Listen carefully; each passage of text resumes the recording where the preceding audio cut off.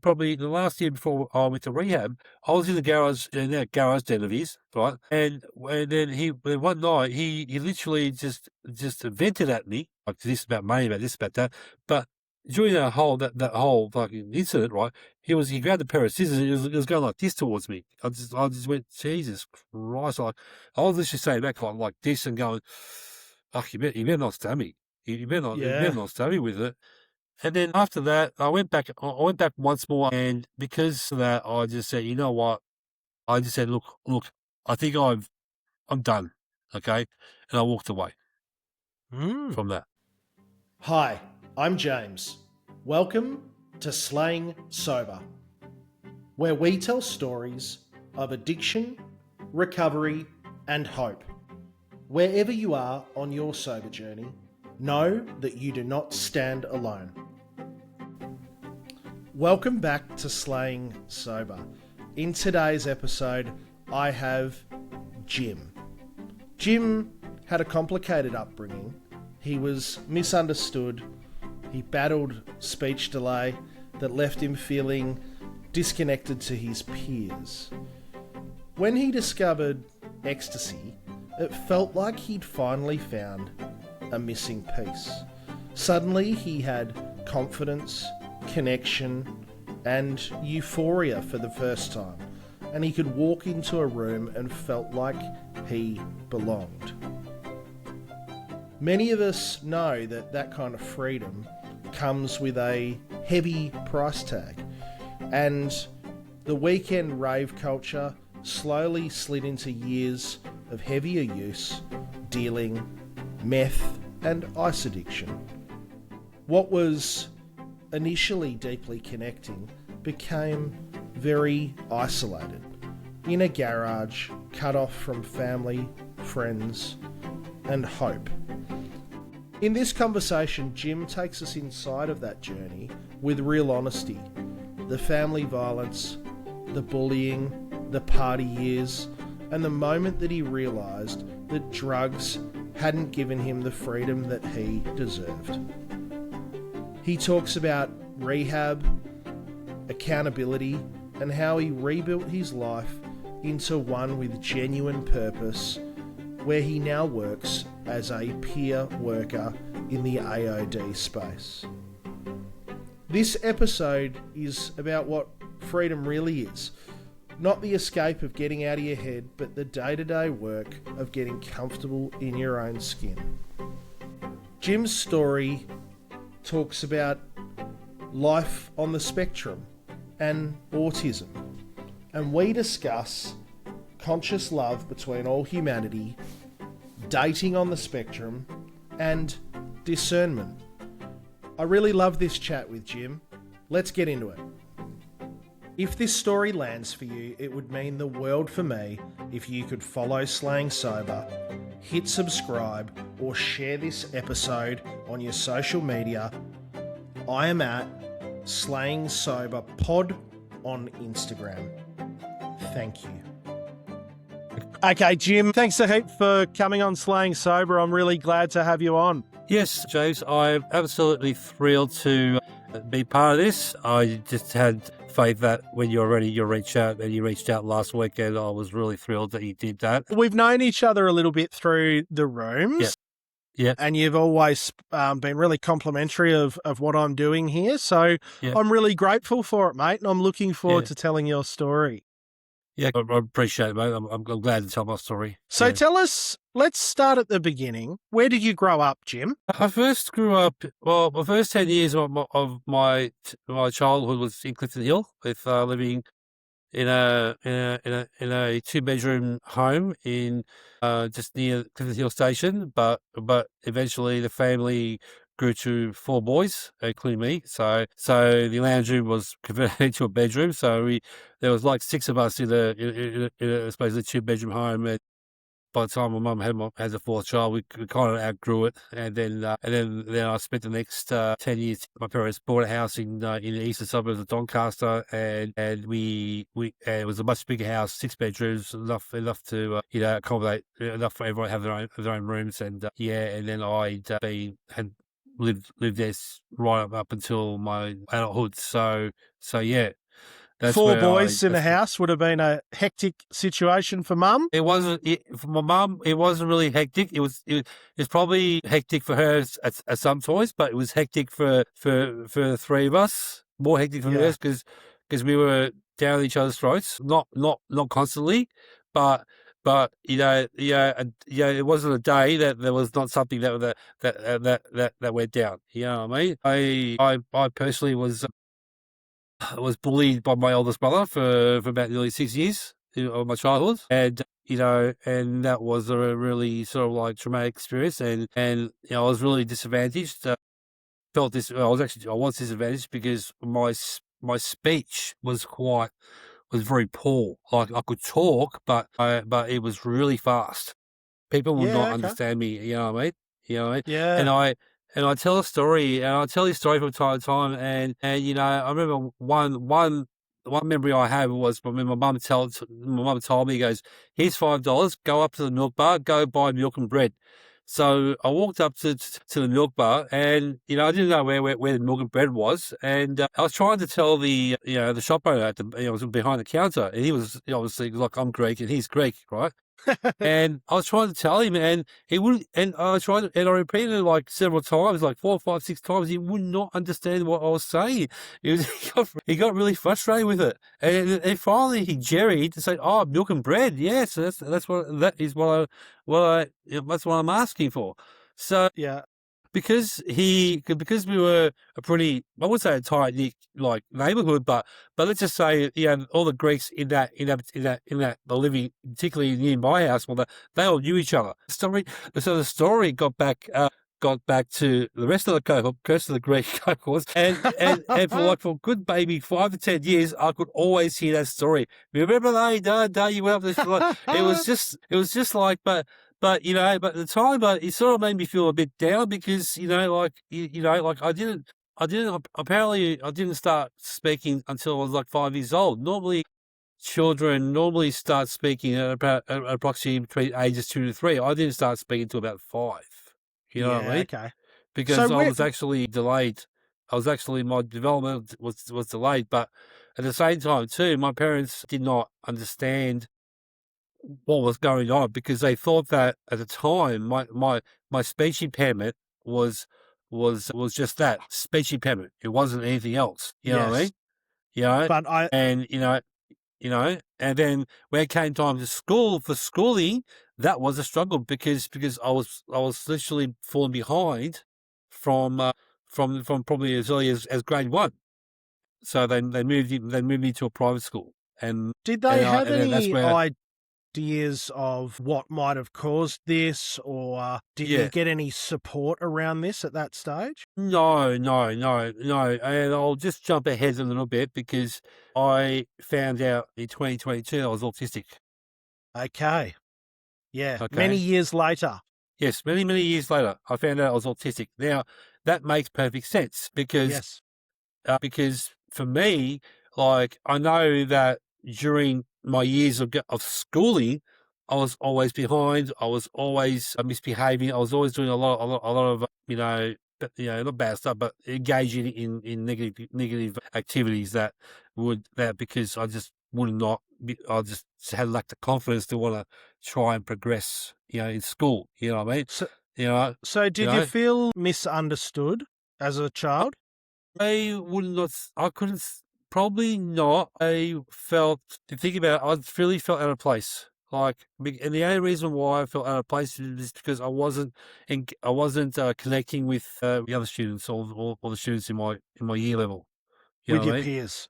With your peers, yeah. So I wouldn't connect with my peer group, with my school, and I remember sometimes I would just walk around, during like recess and lunchtime, just walk around and not, and just be not really engaging in, in play or doing this or doing that. You know what I mean?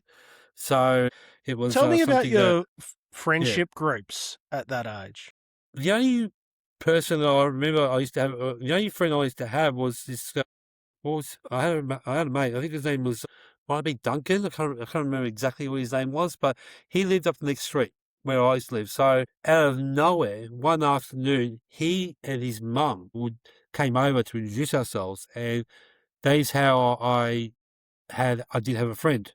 I did, so I had the only one friend, and I would literally go over there as a child, go over to his house, and you always play all that kind of thing. But what I found is that he was a quite he was a very angry person, and that was the only interaction, like in terms of having friendship or anything like that. But also what I do also remember is that as I went through, say, grades 3, 4, and 5, I would I would just I'll just be hanging around, sitting down, and and not doing much socializing else, Mm.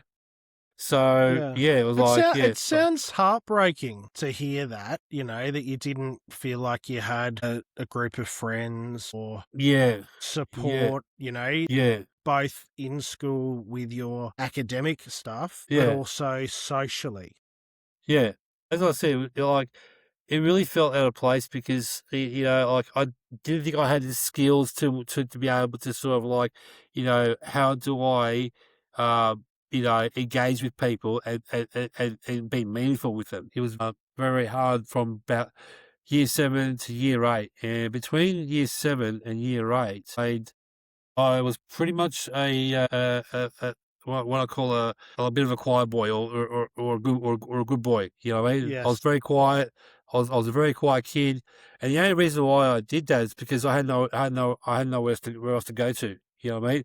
You know what I mean? My teachers were kind of like my safety net. You know what I mean? Yep. You know Yeah. what I mean? And it got to a point where I built trust with the teachers, and then by year 8, by either year 7 or year 8, I got asked to come in the morning and put the flags up, as someone of responsibility. You know what I mean? Yeah. I'll cop shit for that from the rest of Yes. the from the rest of the group, or the rest of my year group. You know what I mean? And I literally just went. And then it got to a point where, I gave it up because I felt really embarrassed that I was being teased for putting up like the Australian flags Yeah. up on the mast. Which is, Kids are horrible, aren't they? At times. kids are horrible. They'll make you fun of it. Like they'll just laughing at it. And then as that happened, and then in year 8, I literally just lost. I just lost. Not only I lost the plot, but I actually lost myself. You know what I mean? Yes. Because I was screaming out for attention from the rest of the rest of my classmates, right? Because Yep. I was lonely. I was feeling lonely. I didn't have that many friends, and then and then I got into trouble a few times in year 8. Once I'd stolen. I started to steal, like, money, I think, and stuff from school, and I was getting away with it, and then. I remember it was like, well, maybe it was actually one morning, maybe a Tuesday or Wednesday morning, where I rocked up late to school, and I had PE. It was PE. We had PE in the morning. Because I rocked up late to school, I walked into the administration building, signed in late, whatever it is, right? I went straight to the changing room, and then I'd out of just being opportunistic, I went through a couple of bags, and one of my bags had $50 in it. I said, "No, thank you very much." You know what I mean? Mm. And I took it, Yeah. and I stole it, and How did that make you feel when you were yeah. stealing things for your own benefit? How at the time it was purely out of need, because I was too scared to ask. But by then, by the time I was like 13 or 14, I was too scared to ask my parents for money. You know what I mean? Because even though we had a rough childhood growing up, right? And whenever was about, if we were involved in some form of conflict at home, which, regardless of what the situation was, it was always met with either passive aggressiveness from my father, and with violence from my father, or passive aggressiveness from my mother. You know what I mean? All right, okay.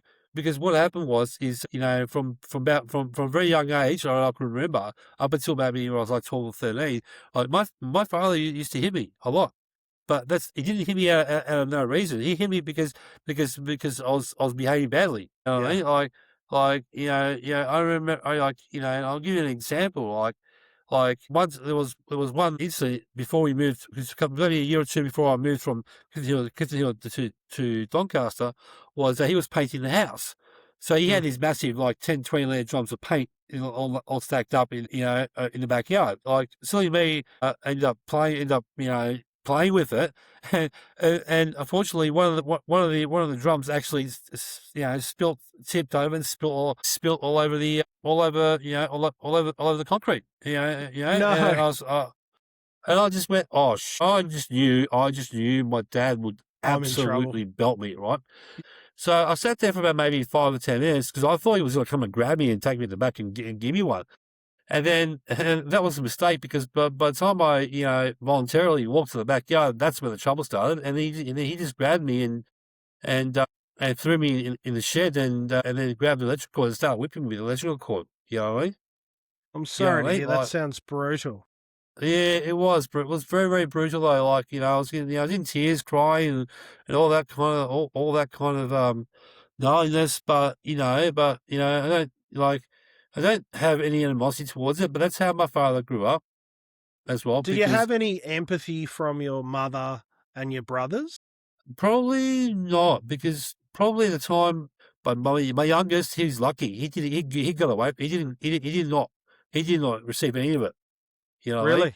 Yeah, Yeah. no, he was very, very lucky not to be belted by my dad. Like, he might have got in Why's trouble with my dad, that? but because Do you think your dad changed well, my dad, at some point? no, my dad was always the same. But what I do remember was that that by the time I was like 14 or 15 years old, and I'll tell you another story. What happened was because by the time I was 14, 15 years old, all my neighbours and all of them, they were all going out to underage parties and things like that. So I wanted to go. You know what I mean?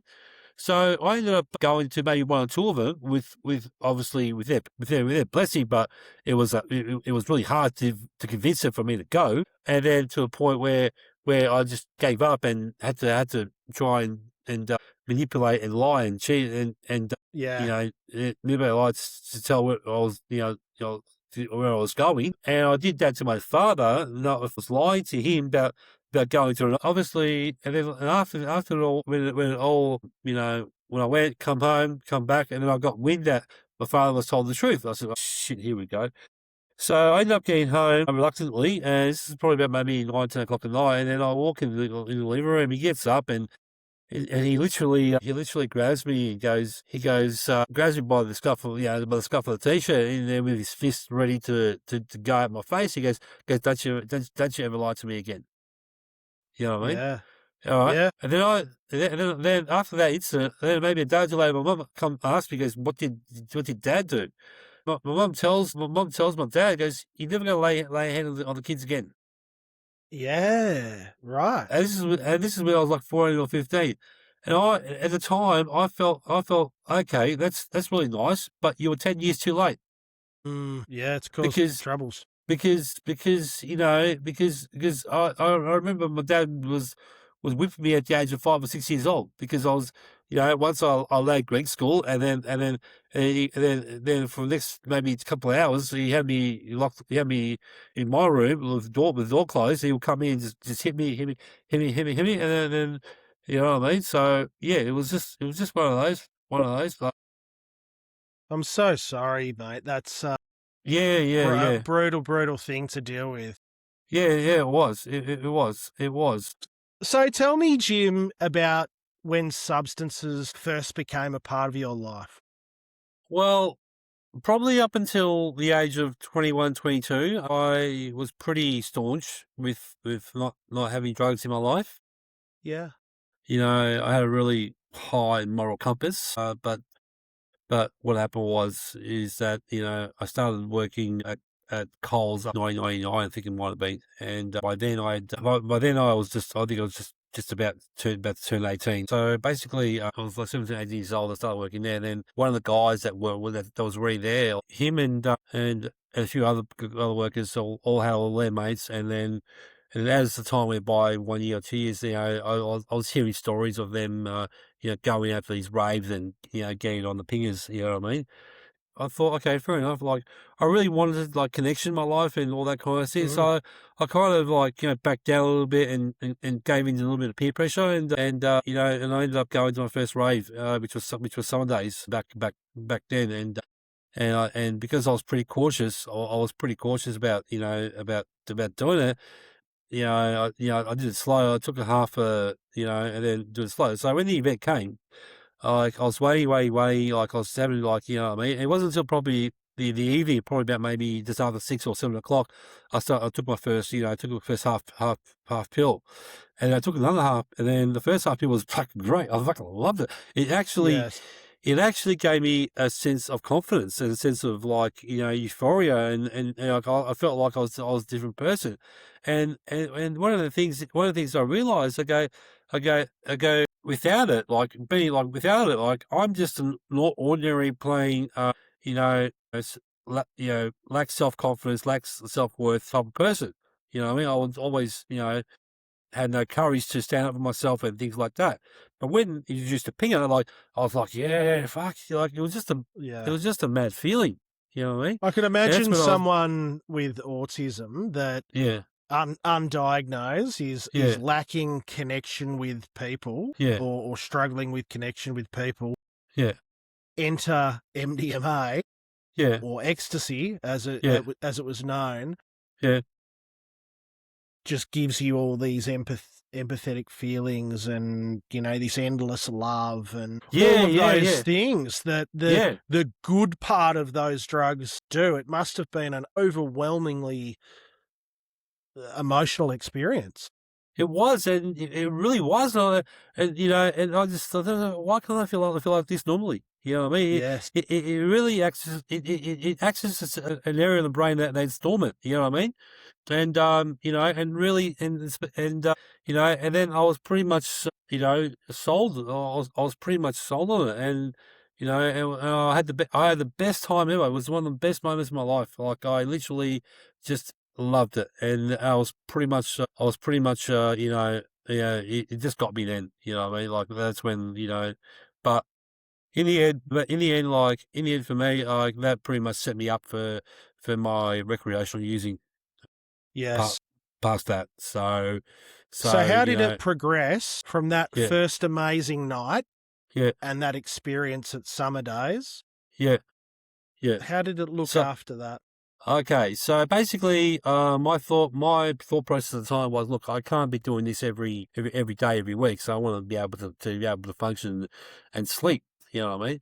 And then like, and then because I was pretty much sold on rave parties, right? The next rave party happened. I think it might have been in March of 2003. It was called back then. It was called Two Tribes. I don't know if you remember it. Vaguely. Yeah, right. I mean, I remember it. And I was really, really, really stoked to go. I thought, like, all the guys at work, I used to work at Coles, they would come, but they didn't come. Went by myself, right? And instead of like taking one or taking like buying one, I actually bought four Yeah. ecstasy tablets for that night. But at the same time, too, I was actually quite ambivalent as well with it all because I only just started. I'm guessing like, that ambivalence and because I didn't know exactly what I was supposed to do.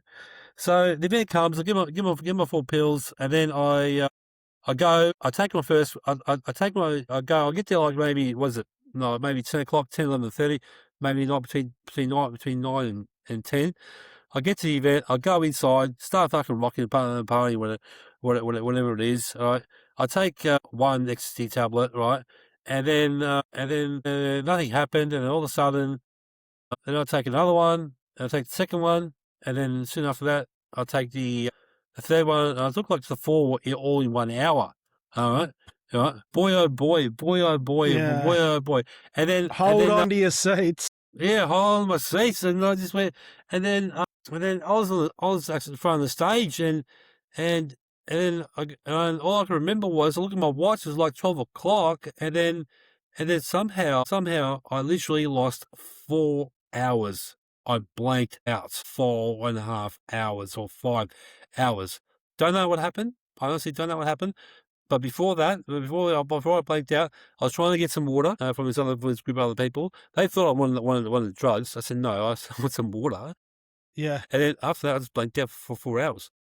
And I looked at the time and said, "Where the fuck have I been Yeah. for 5 hours?" I have no memory of the entire of the entire rave. I have absolutely no memory, none whatsoever.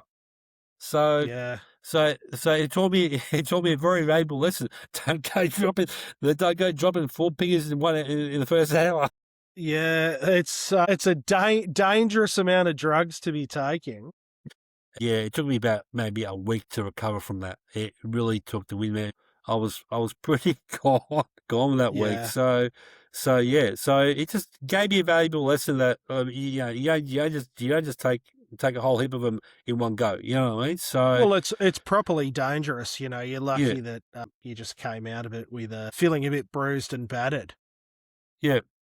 What about so you've told us about these sort of party drugs and how they looked for you. Yeah. Where did things start to go wrong, and when did you know you had a problem? All right. So just to briefly summarize, I was recreationally usually from about 2002 or from about 2000 up until probably 2009, 2010. Okay.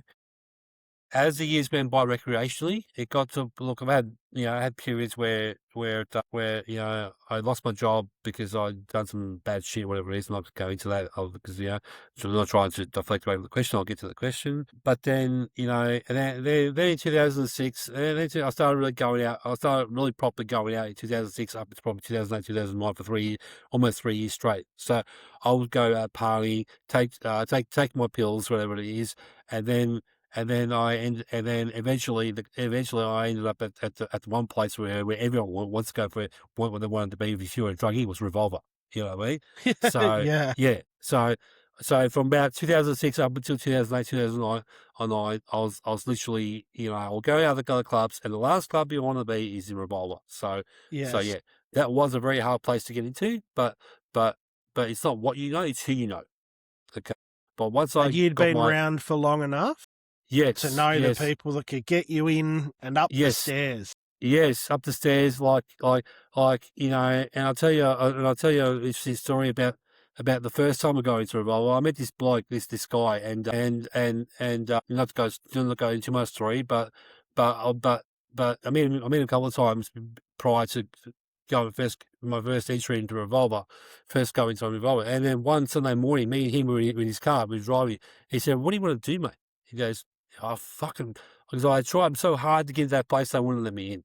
I said, I really want to go to Revolver. He goes, I might know someone at the door. So we'll just drive past and check out, see if he's there. Man, if your mate's there at the door, can you let me in? I'll pay for your entry, right? But because I was very, very self-conscious of going there the first time, because if you go there to try again the first time, I won't let you back in the second time. Okay, so and then we get the Revolver. He goes to the door first. Talks to his mate. Bang, beautiful. I get in. I pay for his entry. Within 5 minutes, we were hooked up with pills. You know what I mean? So yeah, that was my very first time ever. Right. So okay. So now fast forward to when drugs actually become a problem. It was when I actually no, I did. When I stopped going out. It was when I actually slowed down my recreational usage of drugs, because by then I was using cocaine. So I switched from ecstasy to cocaine by then. And also I also dealt drugs as well for about maybe a year or two as well. So that's how I was making my money as well. I wasn't really sort of like that.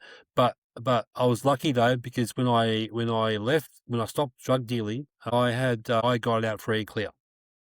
Okay, Yes. so I didn't know any money to anyone, because I ran like a business. Okay, and then I started to strain myself out. I started to strain myself between 2010 up until 2011. I started working doing a shit job as as a detailer, trying to save, and then by then I had the opportunity to move out into my own apartment, which I did, and then once I did that in 2011. I had nearly lost all contact with people that I used to go with, including the guys to buy my drugs off, and a few other people as well. I got pretty annoyed at it because as I was working, right, we used to always hang out at the coffee shop. You know what I mean? In our local coffee shop here in Doncaster, and they stopped going. And I thought, what the fuck is going on here? You know what I mean? What the fuck's going on here? Like home, I didn't see Frank, I didn't see Tim, I didn't see Phil, I didn't see any of those blokes. Okay, and then also I knew the chef that worked in the back of the kitchen. He was telling me that by about maybe 2011, 2012, they were all going to my mate Frank's house, and they were all fucking like just sitting around snoring and doing fucking shit like that. So I go, okay, and I kind of felt like, you know, a little bit abandoned, and you know, and eventually, after speaking to the chef, he's like he goes tells the boys, and then my mate rings me up, look, come over this Friday night, you know what I mean? So I did that, right? And then what I didn't know is that by then my best mate Frank, he started to dabble with the ice, with the methamphetamine. But for a time, I actually resisted the urge to want to try it. You know what I mean? But eventually, one night, you know, it caved in, and I tried methamphetamine, and that's when that's when I became quite hooked at it. Okay. Yeah. And then it started from there. So it would start with, like, you know, I'll grab a point on the weekends, smoke that. That will last me until the next day, and I would sleep. Right. That went on. That went on. And by then, I had moved out, had my own place. I was working. I was paying my way. I was doing, like, you know, I was functioning. Right. And that continued for a couple of years, working, functioning. Yep. But as the years went by, you know, 1 turned to 2, 2 turned into 3. You know what I mean? So by roughly about the 6th year of using methamphetamine, like I was literally, you know, staying awake for nearly, instead of staying awake for maybe for a day, I was staying awake for 2, even after Yes. when I stopped using meth. I saw it as a problem probably in the first, probably maybe in the 3rd or 4th year, but I really didn't had the, you know, the courage to you know, seek help and you know, just to be honest with the family what was going on and things like that. You know what I mean? They all thought that I could handle my drugs, and that was the case for 10 years. You know what I mean? Yeah. I could handle my drugs. You know what I mean? But it changed when I stopped going out. It changed. Everything changed. Like we stopped going to the coffee shop. I stopped going to the coffee shop. It was just, you know, it was a complete change. You know, I saw the change when the time was with my best mate, because he was not only just using, he was actually dealing with it. He was actually selling it. So rather than going out and sort of Yeah. going to your revolvers and partying Yeah. and the raves, you ended up essentially going to this trap house and exactly. and using there and losing days on end. I wouldn't say using days. I was pretty reserved for the first maybe 5-6 years, because I will literally be a normal person Monday to Friday, okay, and come weekend without fail, straight to the old den, get myself sorted, and then you know, that will be it for the weekend. You know what I mean? That'll be every weekend, okay. It started to change a little bit, because by about 6th, 7th year, my body started to really sort of like the stuff was taking toll on my body, and that's when it kind of I started to degrade. So I started in my early 30s, and wrapped it up about 30, 37. What is happening to your body and your health? Well, my mind was completely drained. I was an emotional void. I didn't feel anything. And I lost all my routine. You know, by then I lost my job. I had no money. I was back on the dole again. And, you know, and then I spent the better part of 2018, 2019 just to try and engage in counselling support, AOD support, which I did do that through Eastern Health. And I got access to AOD counsellor. What led to that? Because I saw the writing on the wall.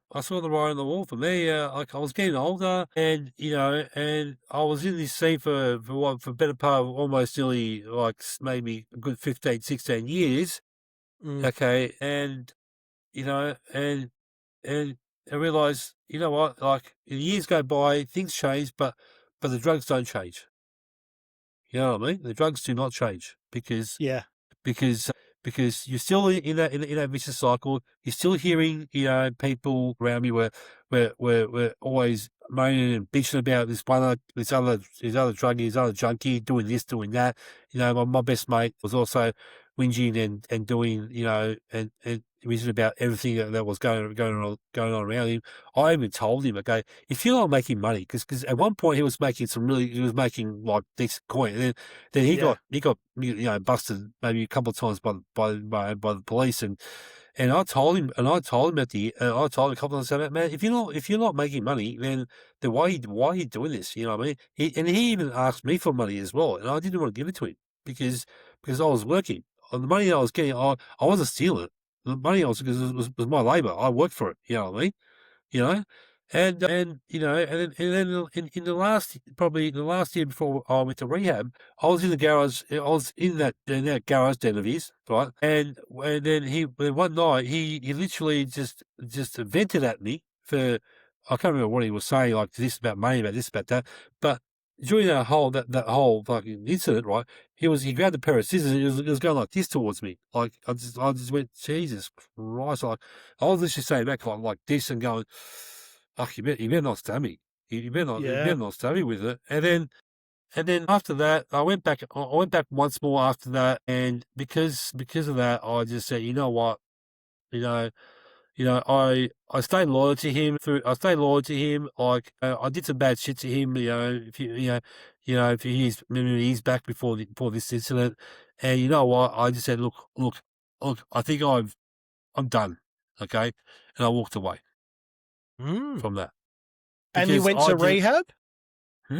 Sorry? And you went to rehab?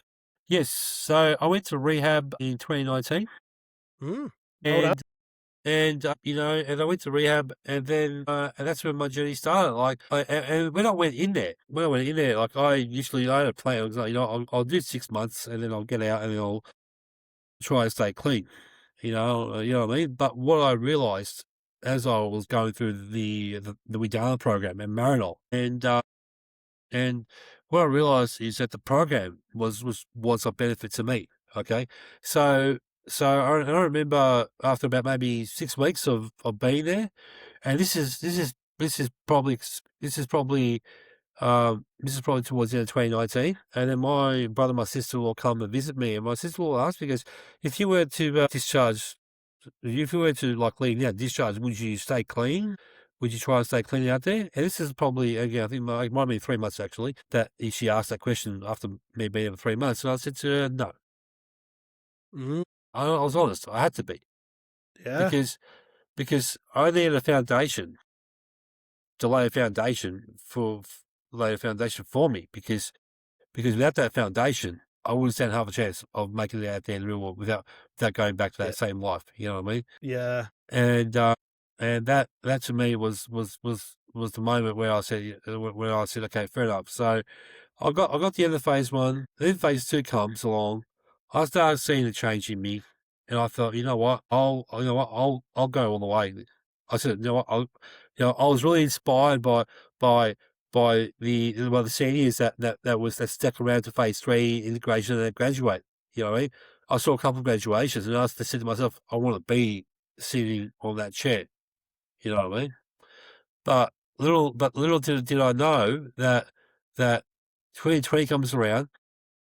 I was getting ready to go on my first weekend leave, or 8-hour weekend leave, and then the damn COVID hit, and that was it.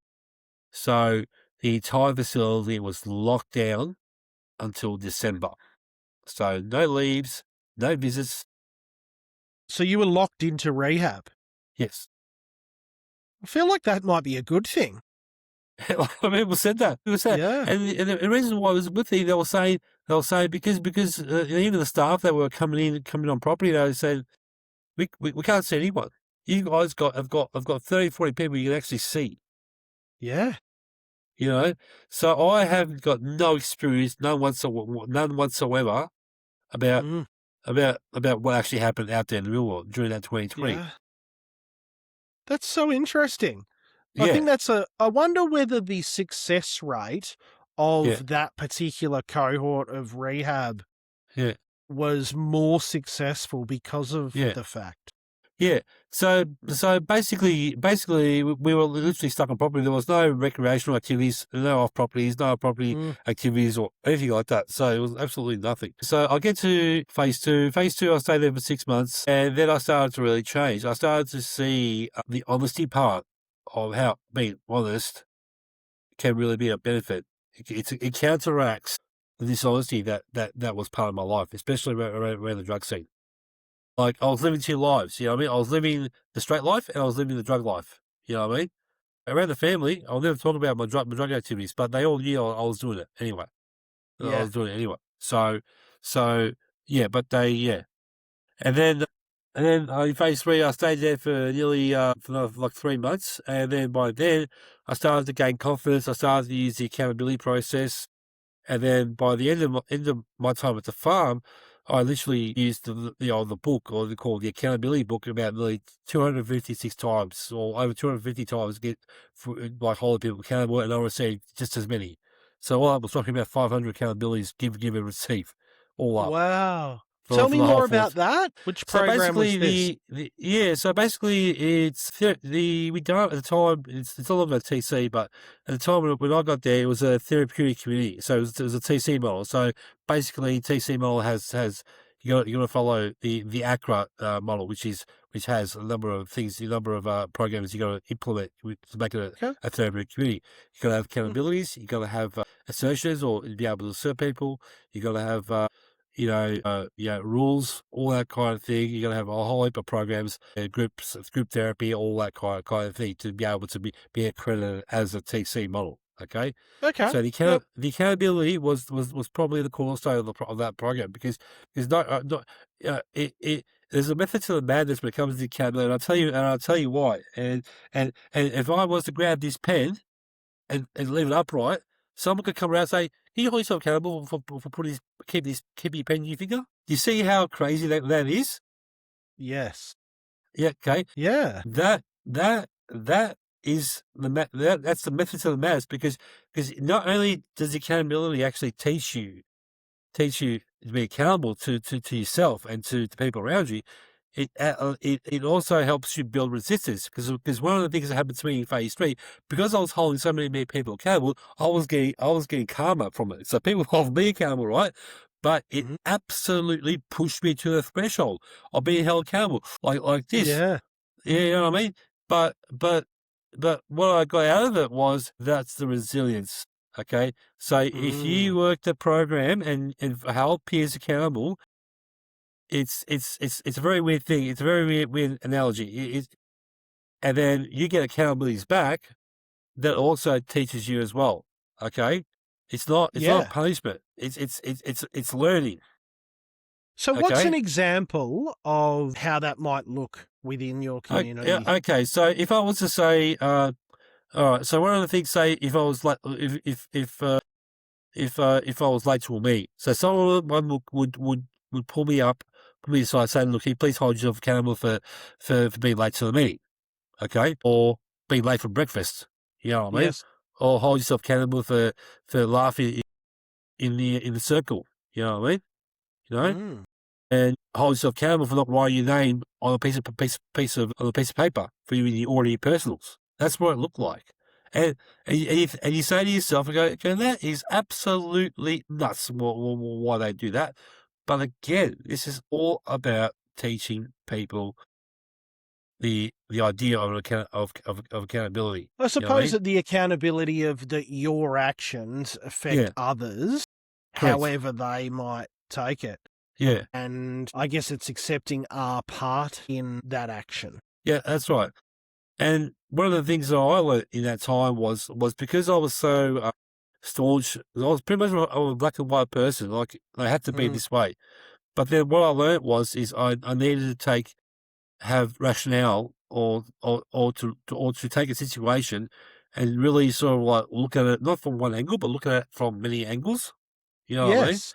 Yeah. So that is what I took away from the assertion process, because then I will assert someone will assert me, but then I'll look at the whole picture of the issue itself. So I actually use that and apply that through my work, and And then when there's a situation that pops up, I'll sometimes think, okay, so I will try and think of it rationally instead of going gung-ho and say, no, this is how it's supposed to be, okay? Mm, Not all situations have to be the same result, all right? yeah. But I can be humble and show compassion and understanding towards it all Yes. and move on, you know what I mean? Mm, Whereas in the past, that would have easily have got me, angry and upset. You know what I mm. mean? I feel like I could do with that in my home with my family. Yeah. I wonder You how know, that would work with my kids and well, my wife. you know what? You could say to your wife, "Look, here's a book. I'm going to hold you accountable for," and just write it in there. And your wife's Yeah, going yeah. go think are you nuts? Are you nuts, James? Like, Well, she might be holding me accountable for for a lot more things rather than yeah, the other way around. But yeah, it's I guess it's that open-mindedness yeah, and honesty, you know, that are all important parts of recovery. yeah, Now, tell me, you work now in AOD, is that correct? yeah. That's right. So the whole process from start to finish, it took me about 4 years. It was a 4-year rebuild from start to finish. Okay, then a 4-year rebuild. You know, obviously the first year was laying the foundation. I saw a lot of benefits doing the program, and one of the things that I took away from it is honesty and love and compassion and the need to want to change, the way that my thinking as well. Yeah. Okay. Mm. Okay. And then as I left and graduated the program, I ended up in Oxford House after I left Mentone, after I left integration. And then I'd done traffic management for about nearly 2 years. And then I started working at the hospital up at Peninsula Health in 2023, towards November of 2023. And I've been there ever since. I'm really grateful for just to be able to have a level of autonomy in my work, but I don't abuse it. It's like almost like I give you free reign, but you got to hold yourself to account with work. Sector, like as an Yeah, employer myself, yeah, that you have to provide conditions and benefits. yeah, You know, something I do at my work is like yeah, all of my staff have access to mental health check-ins and a yeah, psychologist, you know, at our cost for the business, because you need healthy, happy, mentally well yeah, people working yeah. for you because they're more productive, right? Exactly, Yeah. So it exactly. changes a It bit. does. But your work in AOD Yeah, and peer work is amazing because you're teaching and leading with lived experience.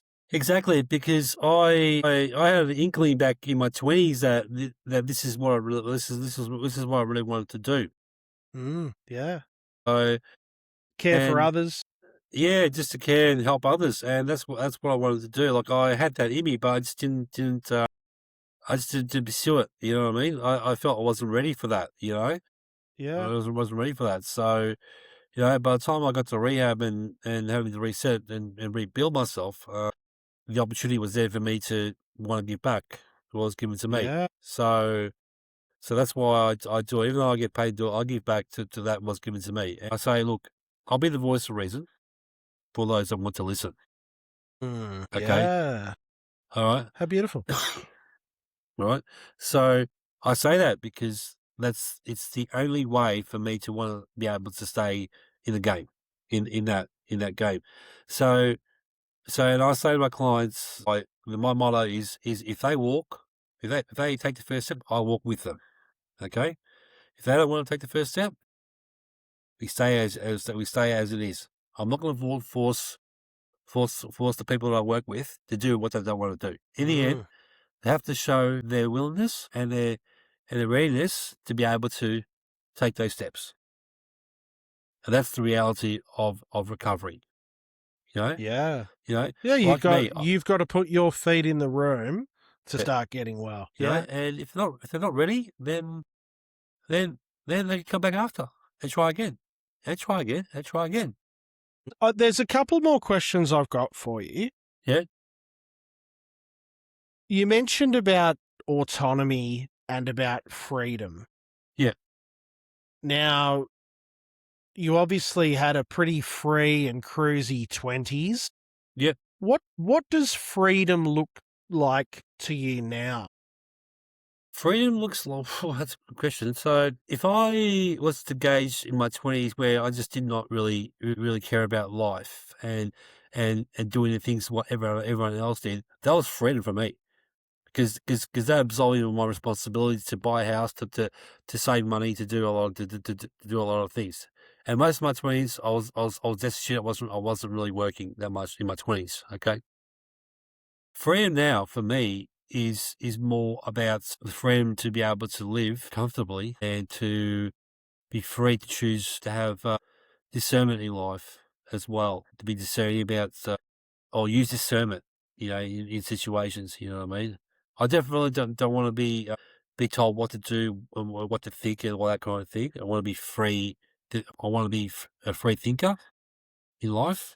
That's what freedom means to me. And I really want to be someone in the future that will play a massive role in being part of that of a broader spectrum of freedom that everyone gets to prosper. Yes, that's so beautiful. That's Yeah. really beautiful. Okay.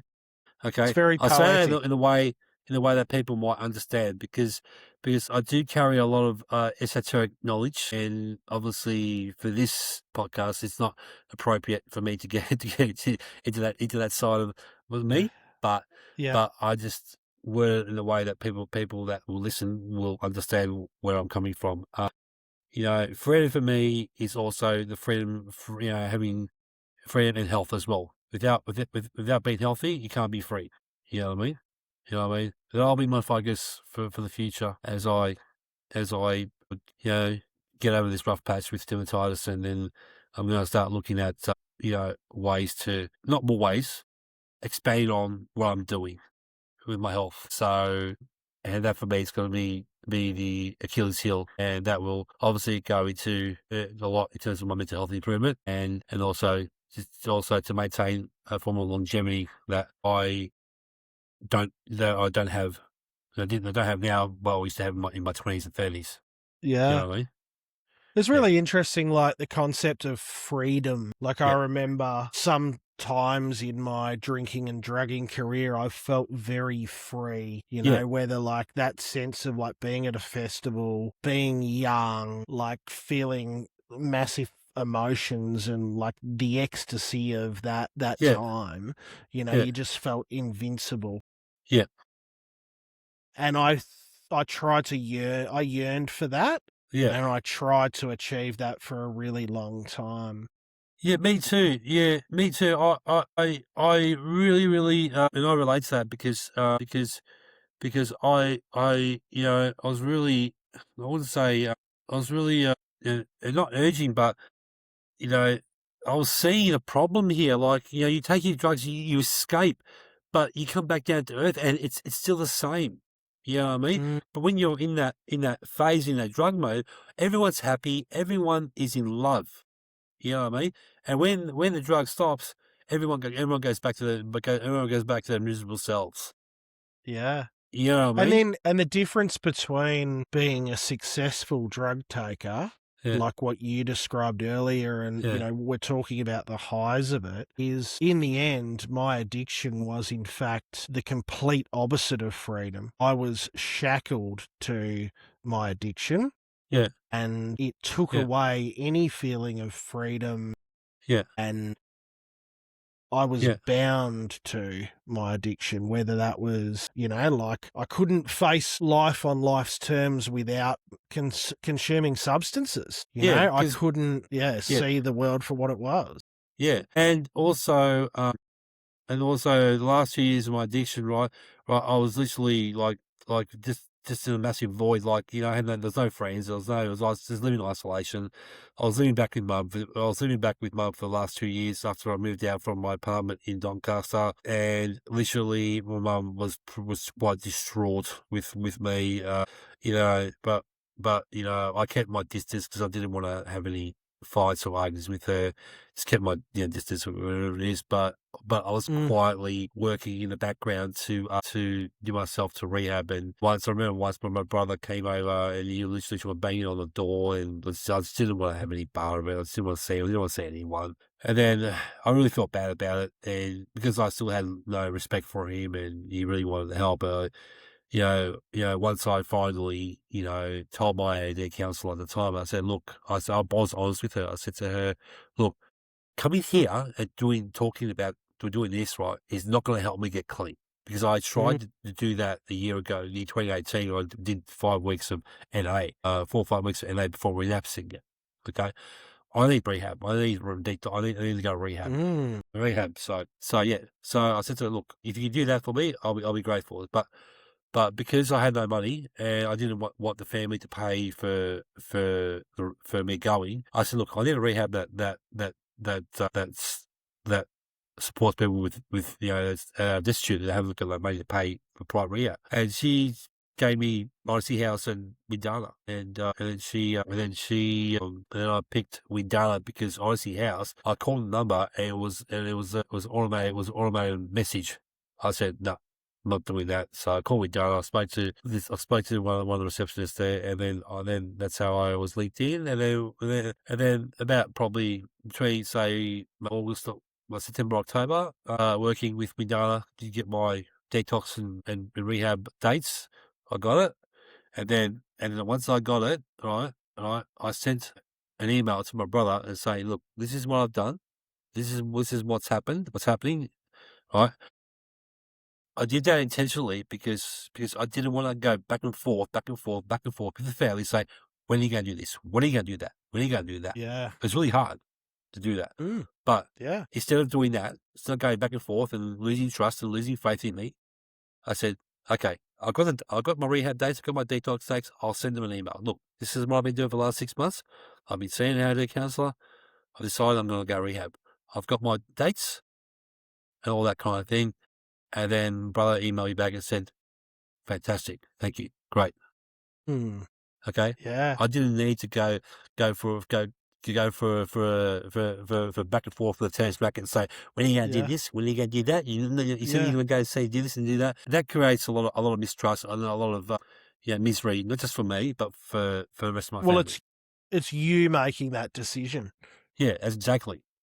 How's your relationship with your family now, Jim? I'm okay with I rebuilt my relationship with my second oldest brother. Like I'm just waiting for the opportunity for him to finally wake the hell up and go, you know what? Like, I know I've done certain things. What can I do to change? Like my parents did divorce in the early 2000s, and by then we were all adults. So Okay. but I do see us as a broken family because we, as children growing up, we did not live harmoniously. We did not have a close relationship to be able to. It's okay, like that's okay, but obviously there's a payoff for that. You know what I mean? I saw my father in Greece last year. It didn't go so well. He has he has a lot of trauma from the time he spent from the time he was living with us. I tried to, I did it with my father. Like it was really a sort of like a celebratory type reunion. It was more, I guess, it was more about bringing. He said it himself and bringing back the bad stuff. You know what I mean? And that's when my uncle, because my dad's brother brought me to my father in Greece. So yeah, so that interaction didn't go so well. And my mum, she is. I don't really like. It's really hard with her because I really want to try be cordial, engage with her, and do all sort of things. But the issue is that because she sees that I'm no longer using drugs, that I'm fixed, right? She has the belief that things should go back to the way they were, which is her way of being, like, yelling. That's what's yelling and screaming, but the situation was she would yell and scream or whatever. But I'm not fixed, okay? No. So So, And also but we need to set up boundaries, yes, boundaries as you well, know, okay? in relationships. So Yeah. we change Yeah, and we've developed. yeah, So sometimes we don't want to be, like you said, told what to do or told what yeah, to think. yeah, You know, you want to live your own life. yeah, And if that works, that opens doors with your loved ones, yeah, sometimes it does. I've heard many stories of it closing doors as well. And that's yeah, okay. yeah. That's okay. You know, and yeah, and the saddest part about all with, especially with my mum, is that you know, I've been thinking recently. I go. She's never once said sorry. You know what I mean? You know what I mean? Like I heard the other day, so he's got a problem with me. You know, it's, you know, like, but she doesn't, she doesn't, she doesn't get, she doesn't see how her behaviour over the past 20 years has impacted on me. Okay, all right. She's very ambivalent towards that. Okay, she's part of that generation where mental health is not even acknowledged. You know what I mean? You know what I mean? When it comes to mental health in her generation, they rather bury their heads in the sand than to Yeah. confront it. Yeah, particularly that old ethnic sort of thing as Yeah, well. yeah. Mm. You know what I mean? So, you know, whereas with me, like, I acknowledge mental health, I acknowledge a lot of things, and this is where we differ apart. You know? I've got one Yeah, final question for you, yeah, Jim, before we wrap up. yeah. Tell me what you're most looking forward to in your recovery next. I'll be honest about this. Look, I know, man. Like, I lived a single life from all my life, so I haven't had the experience of having a partner or anything like that. That might sound a bit say he's talking down the side of his neck or talking shit, but that's the truth. Yeah. As I said to you before, I struggle with confidence and I struggle with women. For me, mate, it's been one of my biggest fears. And now with all this that's happened in the last 7 months, like, I gonna make an effort to try and put myself out there. But as part of my, it also ties into my recovery. Is I'm not gonna try and seek a relationship within the fellowship. Mm. Okay, I want to try and seek a relationship outside the fellowship. Yes. Because I think that's a good idea. yes, because it adds a layer of complexity to people dating, two people who are both addicts dating in a fellowship. Yeah. Like, it's just it really just goes to show that there is a level of vulnerability with that particular subject. So that'll Yeah. be next on part of my recovery journey, because it's just eluded me for so long. Mm. But in terms of my Well, you got to own, love yourself yeah, to be able to love others. yeah, exactly, You know, and when exactly, you become at peace, yeah, you know, it's certainly, as I've got deeper into my recovery, yeah, it's helped my connection with my wife, you know, like I yeah, feel so much more able to feel her love. yeah, And I hope that she feels me being able to project my love to her yeah, in appropriate ways that yeah. she can benefit from. Exactly. And you know, and also part of my future recovery is to try and you know, be more spiritual with myself as well. Yeah. You know, like, I really sort of started really sort of taking on spirituality probably Mm. last couple during my recovery, just started my recovery, but also I also had a desire during addiction to want to go spiritual, because I feel like spirituality is going to be the future, not just for myself, but for the rest of humanity, which will, you know what I mean, for humanity to really embrace spirituality in its own right, because that's going to be the driver for having not just love between people, but a conscious love between all of humanity. Mm. What a You know what I beautiful mean? way to wind up today's conversation, Jim. Thank you Yeah. so much for joining me, and No, thank you. you have a beautiful day. Yeah, no worries, man. I really enjoyed this podcast, and hopefully you get something you get something out of it, and yeah, I look forward to seeing it online. Thanks, Jim. Thank you. Bye. I hope that you enjoyed today's conversation as much as I enjoyed recording it. This podcast is an active service that my guests and I offer to spread a message of hope in recovery. If you could do me a favour and rate the podcast on your preferred platform, share it with a friend, or post it on your socials, it would mean the world to me. You can also reach out directly on Instagram at SlayingSoberPod. I love hearing from you. Your support keeps me inspired to bring you more stories of strength, sobriety, and hope. Have a great day.